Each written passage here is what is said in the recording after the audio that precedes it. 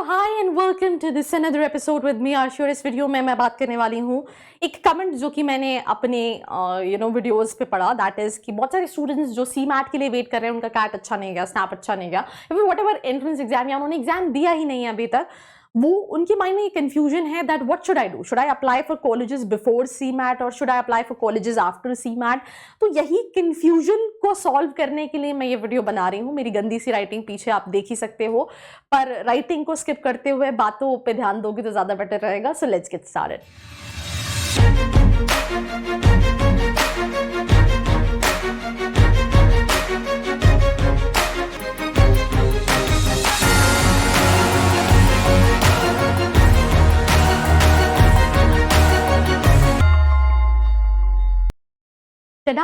Right, so I am back with this episode and I think this should be worth watching because मैंने हर तरह के points जो हैं वो इसमें ऐड किए हैं।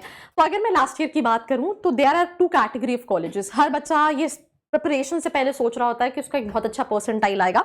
तो लेट्स से अगर आपका सीमैट में परसेंटाइल आता है 95 परसेंटाइल, तो ये एक अच्छा परसेंटाइल है। पहली चीज तो आपको ये समझने की जरूरत है, राइट। अब आप सोचोगे आप ये बताओ यार पहले अप्लाई करूँ बाद में अप्लाई करूँ, यार वहां पे भी आऊंगे यार, थोड़ा सा मतलब मुझे देख लोगे तो क्या चला जाएगा तुम्हारा। एंड मैंने बोला ना this video is worth watching, you should watch this. या सो लेट्स से आपका 95 परसेंटाइल आया, कुछ बच्चे 90 परसेंटाइल वाले होंगे और कुछ राइट जो 90 से कम परसेंटाइल के होंगे, ठीक है। तो अब आपको ये समझना है, लेट्स से आप एक्स कॉलेज के लिए अप्लाई कर रहे हो, तो उस एक्स कॉलेज की 100 सीटें मानती हूँ मैं। कितनी सीट्स है? 100 सीट्स है। तो 100 में से लेट्स से उनकी कैट के थ्रू उन्होंने भरी, क्योंकि वो कॉलेजेस जो है वो बहुत सारे एंट्रेंस एक्सेप्ट कर रहे हैं। मैं एग्जाम्पल के तौर पर NIBM ले लेती हूँ, right. NIBM Pune, I think बहुत सारे बच्चे सीमैट के थ्रू देख रहे होते हैं। This is a college run by RBI। तो फॉर एग्जाम्पल NIBM में 100 सीटें हैं, ठीक है। अब 100 में से उन्होंने कैट के थ्रू भर ली, लेट्स से 35 सीट्स भर ली कैट के थ्रू। ये जैट भी एक्सेप्ट करते हैं, तो जैट के थ्रू उन्होंने भर ली। देन 40 सीटें फॉर एग्जांपल उन्होंने जैट के थ्रू भर ली, तो इट्स नियर अबाउट 75% सीट्स जो हैं वो जैट के थ्रू और भर चुकी हैं। अब बची हुई सीटें जो हैं वो कॉलेज जो है वो सीमैट के थ्रू फिल करेगा, ठीक है।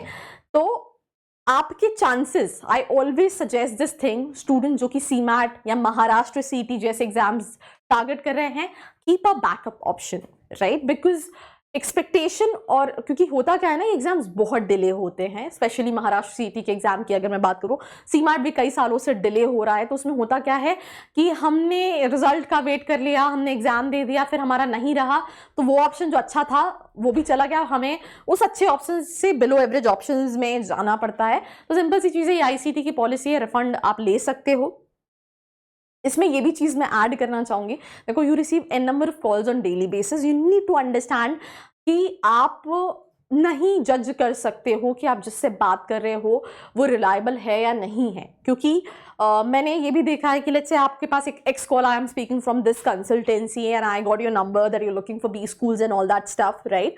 तो उसमें ये चीज होती है कि हो सकता है वो किसी एक्स कॉलेज के लिए काम कर रहा हो, वो उसके नाम से हो, क्योंकि आपने कोई वेरीफाई नहीं किया, आपने कोई उनको जानते नहीं हो।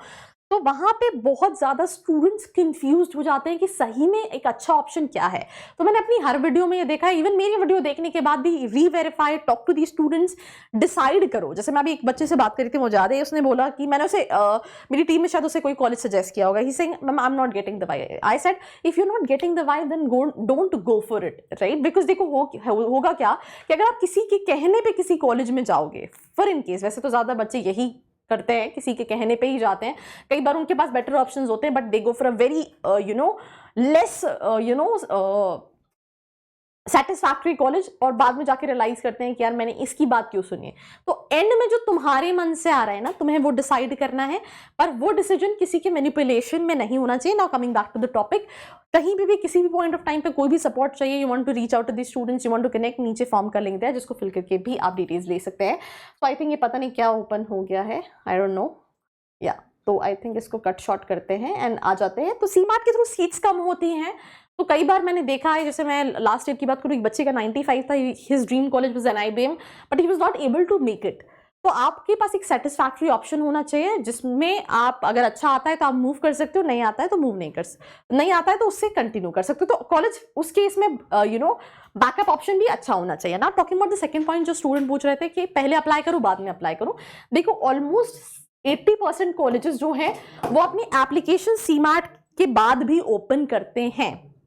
आपने एग्जाम दे दिया, शीट आ गई, आपको आइडिया हो जाता है आप कितना स्कोर कर रहे हो, बट सिर्फ कुछ कॉलेजेस है जैसे जिम्स गोवा का नहीं ओपन होता, NIBM नहीं ओपन होता उनका, अगर एप्लीकेशन क्लोज हो गया है तो क्लोज हो गया है।